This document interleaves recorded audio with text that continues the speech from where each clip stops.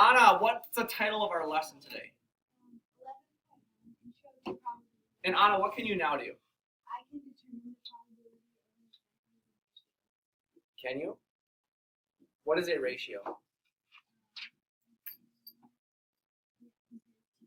She said compares two quantities. What's another name for a ratio? Can a fraction be converted to a decimal? Can a decimal be converted to a percent? Do all of those interchange with each other? And can you do all of those things? She's nodding her head yes, by the way. The computer can't pick that up, so you actually have to give a verbal answer. Probability, the chance that something will happen. And as Anna was just sort of telling us, it can be written as a percent, a fraction, or a decimal. She already gave us the definition of a ratio, which you see there. And then later on in the notes, you'll see complementary events. That would be the opposite of what is happening. Is this important, number 4 here, probability formula? Yes or no? This we are going to put on the cheat poll as soon as I'm done with the notes here to make sure that we have it. Probability would be the number of favorable outcomes over the number of possibles. Another way of seeing that would be the number of desirable outcomes over the number of possibles. It just depends on how you see that worded.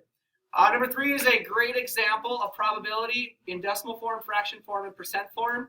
We have the spinner. We asked you questions. I think you guys were all exposed to this on your IXL. But when you see P and the parentheses, it's asking for the probability of whatever's inside the parentheses. Yes or no? Yes. How many of you knew that already by show of hands? It looks like almost 100% of the class knew that. Wonderful. So based on the probability of an odd number, we look at the spinner. We can see that of the 8 total possibilities, 4 are odd. Therefore, we get 1/2, which is reduced from 4/8. So we're going to move on down to number 4, complementary events. Pretty much the opposite of the event listed. My favorite one is letter B.